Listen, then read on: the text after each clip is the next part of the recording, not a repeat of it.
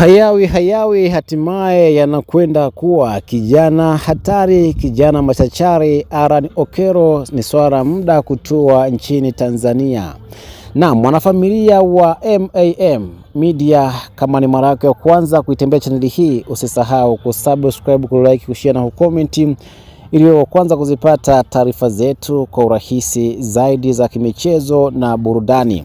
Naam, tetesi zimekuwa nyingi za kijana Aaron Okero kujiunga na vilabu vya Tanzania, yani Simba na Yanga, lakini hapo awali baada ya kuchafua katika michuano ya Chani ambapo ilimpa jina kubwa sana East Africa na Afrika kwa ujumla, Aaron Okero alikuwa anahusishwa kwa kiwango kikubwa na klabu ya Simba Sports, ambapo wengine walisema kwamba ni swala muda kijana huyo atajiunga na wekundu wa Msimbazi.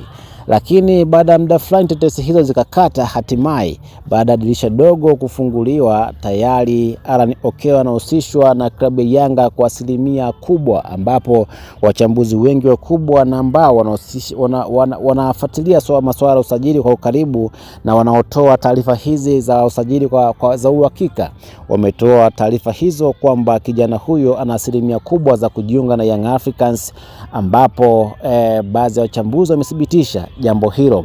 Lakini kitu ambacho kimezidi kutengeneza gumzo kubwa kati ya Aaron Okero pamoja na Young Africans ni baada ya kijana huyo kumfollow rais wa klabu ya Young Africans Engineer Hersi Said, kitu ambacho kimezidi kutengeneza mazingira ya kwamba inawezekana Aaron Okero akajiunga na klabu ya Young Africans, kwa sababu yeye mwenyewe ameonyesha nia au ameonyesha kumkubali Engineer Hersi Said, ndio maana ameamua kumfollow kwenye ukurasa wake wa Instagram.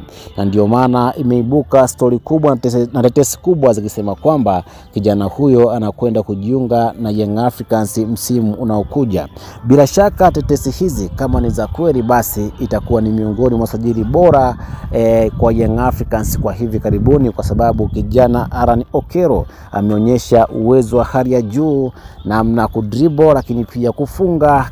Ni winga machachari kweli kweli ambaye ana uwezo mkubwa, kitu ambacho kitaongeza chachu upambanaji katika klabu ya Yanga pale ambapo anapokosekana mmoja inakuwa hakuna changamoto yoyote. Kumbuka mpaka sasa hivi wachezaji tegemezi katika klabu ya Yanga ni Clement Mzize, Pacome Zouzoua, lakini pia imekuja winga nyingine Ekua, lakini akiongezeka pia na bwana mdogo Aaron Okero, itakuwa ni Yanga ya moto kweli kweli. Familia wa MAM Media, nikukumbushe tu usisahau kusubscribe, kulike, kushare na kucomment ili kwanza kuzipata taarifa zetu za kimichezo burudani kwa urahisi zaidi.